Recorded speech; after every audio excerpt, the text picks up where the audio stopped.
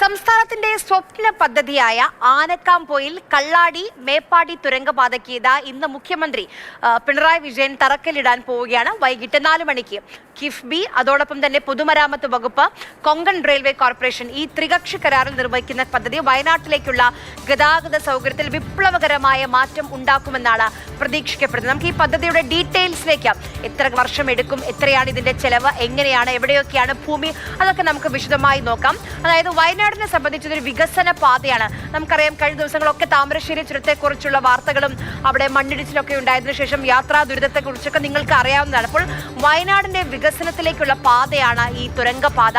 ഇതിന് മൊത്തം ചെലവ് പ്രതീക്ഷിക്കുന്നത് 2134 കോടി രൂപയാണ്. ആകെ ഈ തുരങ്കപാതയ്ക്ക് ചെലവ് പ്രതീക്ഷിക്കുന്നത് 8.1 കിലോമീറ്ററാണ്. ഇരട്ട ടണൽ, അത്രയും ദൈർഘ്യമാണ് പാതയ്ക്കുണ്ടാവുക. ഇതിന് മൊത്തമായി വയനാട് നിന്നും അതോടൊപ്പം തന്നെ കോഴിക്കോട്, ഈ 2 ജില്ലകളിൽ നിന്നായി 33 ഹെക്ടർ ഭൂമി എടുക്കണം എന്നുള്ളതാണ് വിഭാവനം ചെയ്തിരിക്കുന്നത്. കോഴിക്കോട്, വയനാട് ജില്ലകളിൽ നിന്നായി ഇതിൽ 90% ഭൂമിയും ഇതിനോടകം തന്നെ ഏറ്റെടുത്ത് കഴിഞ്ഞിട്ടുണ്ട്. പ്രത്യേകിച്ച് വനഭൂമി നേരത്തെ തന്നെ കൈമാറുകയും ചെയ്തിട്ടുണ്ട്. 2 പാക്കേജുകളായിട്ടായിരിക്കും ഇതിന്റെ നിർമ്മാണം, ഈ തുരങ്കപാതയുടെ നിർമ്മാണം. ആദ്യത്തെ പാക്കേജിൽ അപ്രോച്ച് റോഡും പാലവുമായിരിക്കും. രണ്ടാമത്തെ പാക്കേജിലായിരിക്കും ഈ ടണൽ പാത നിർമ്മിക്കുക. ഇത് 4 വർഷം കൊണ്ട് പണി പൂർത്തിയാക്കുമെന്നാണ് മുഖ്യമന്ത്രി പിണറായി വിജയൻ പറഞ്ഞിരിക്കുന്നത്.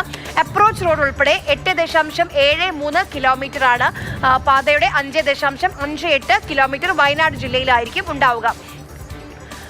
ആനക്കാംപൊയിലിൽ നിന്ന് മേപ്പാടിക്ക്, അതായത് ഏറ്റവും പ്രയാസമേറിയ അല്ലെങ്കിൽ ഇപ്പോൾ യാത്രക്കാർ ഏറ്റവും കൂടുതൽ പ്രതിസന്ധി നേരിടുന്ന ഒരു പാത എന്ന് പറയുന്നത് അതാണ്. ആനക്കാംപൊയിലിൽ നിന്ന് ഇനി മേപ്പാടിക്ക് വെറും 22 കിലോമീറ്റർ ദൂരം മാത്രമായിരിക്കും ഉണ്ടാവുക എന്നുള്ളതാണ്. ചുരം യാത്രാ ദുരിതത്തിന് അറുതി വരാൻ പോവുകയാണ്. ഇത് കോഴിക്കോട് നിന്ന് വയനാട്ടിലേക്കുള്ള യാത്ര സുഗമമാക്കുക എന്നുള്ളൊരു കാര്യം മാത്രമല്ല, മറ്റ് സംസ്ഥാനങ്ങളിൽ പ്രത്യേകിച്ച് കർണാടക, തമിഴ്നാട് നിന്നുള്ള യാത്രക്കാർക്കും അവിടെ നിന്നുള്ള യാത്രകളും സുഗമമാകാൻ പോവുകയാണ്. ഇത് ഇന്നോ ഇന്നലെയോ നമ്മൾ പറഞ്ഞിരിക്കുന്ന ഒരു പ്രതീക്ഷയല്ല. വയനാടിനെ സംബന്ധിച്ച് എത്രയോ വർഷങ്ങളായുള്ള അവരുടെ കാത്തിരിപ്പാണ്.